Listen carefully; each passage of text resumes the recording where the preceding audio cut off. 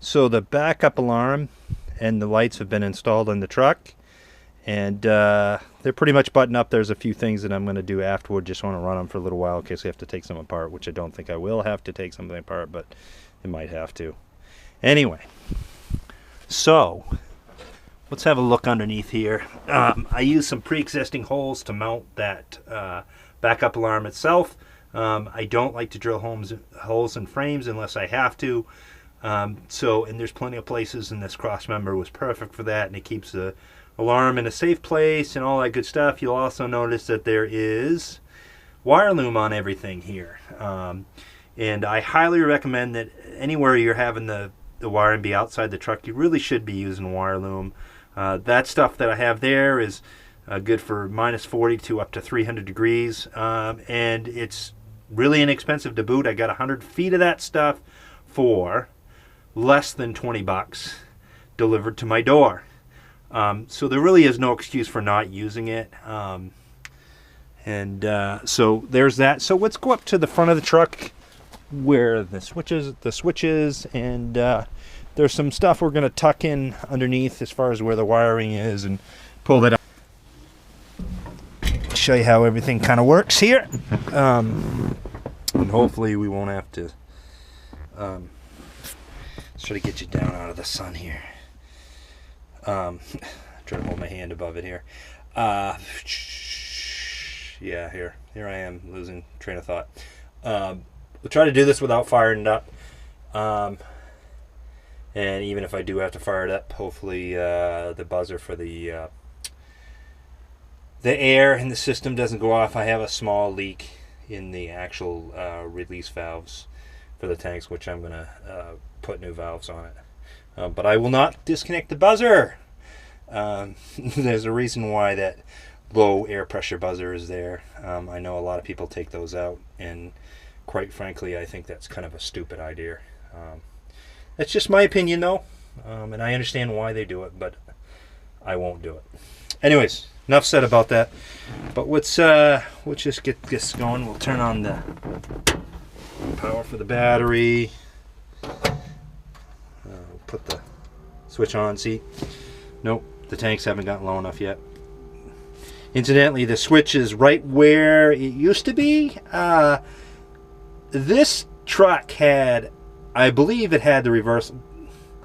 I'm 99% sure it had the reverse lights in it before. A3s had reverse lights on them.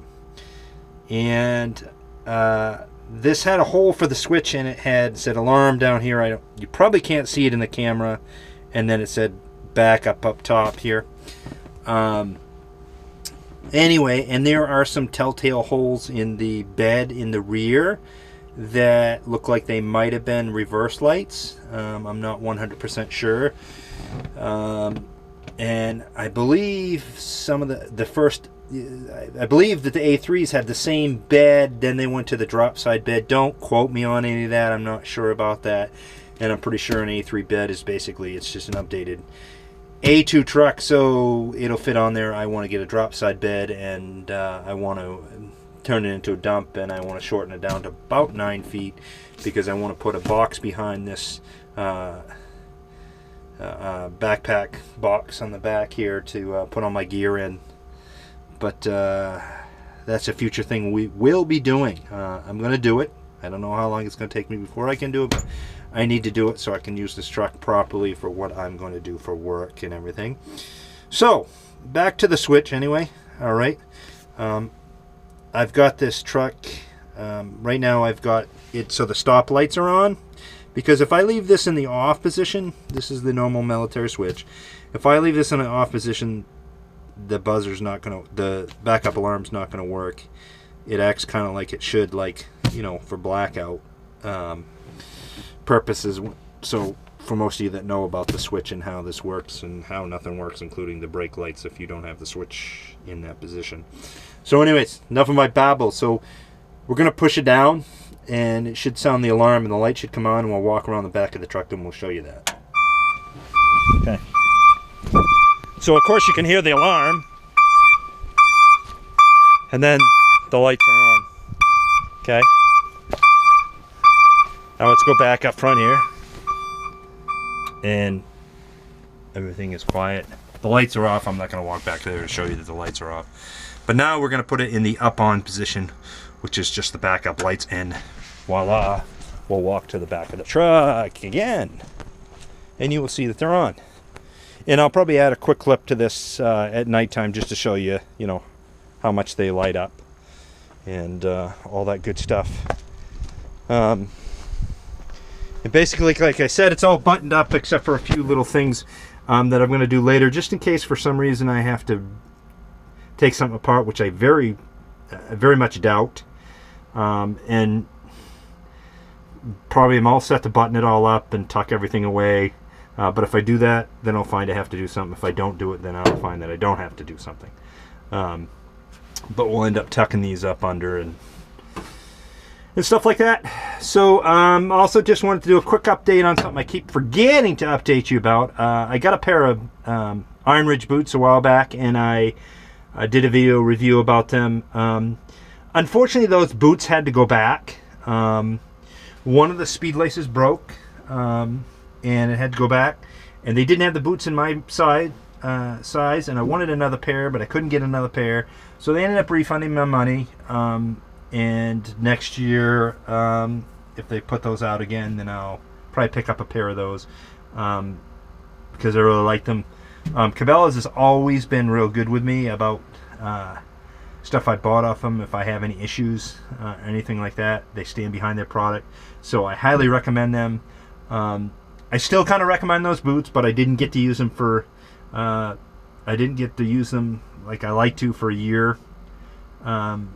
And so we'll probably do that again though, because they were great boots. And my pack boots, which are also Cabela boots, which are great, are just too stinking warm for a lot of what I'm doing during the year. So during the winter months, so I need that lighter boots. So you'll probably see a pair of those again, and we'll continue on with a review on them.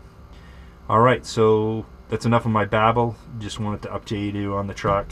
We put a fire extinguisher in this thing at one point here. I'm not sure exactly when. Well, I know I did it, but I don't know what exactly I was doing that. But I put that back in here. Got that all set up, so we have that. And there's a couple of little things we've done. But I think the next project that we'll be working on, hopefully I already have the parts for it, but is the front boots on this, on the axle boots. These things are notorious for people having ripped axle boots on them.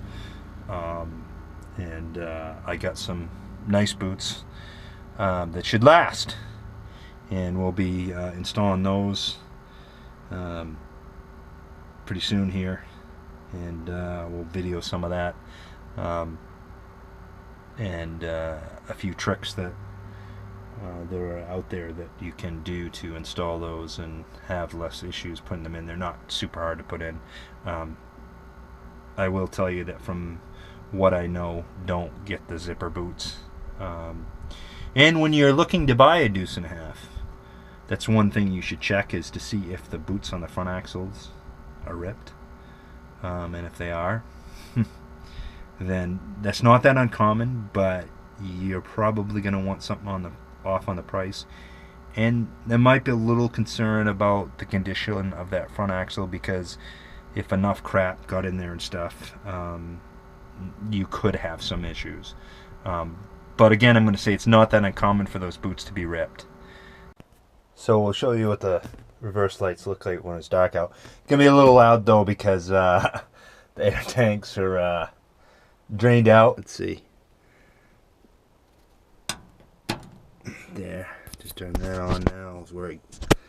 And we'll go down to the switch here. I'm going to click the switch on already. I already clicked the switch up, but the reverse lights aren't on yet, because the actual switch isn't on for the deuce itself, but it's going to be kind of loud. So, but that basically gives you what the lights look like with it dark out, so you can see behind you.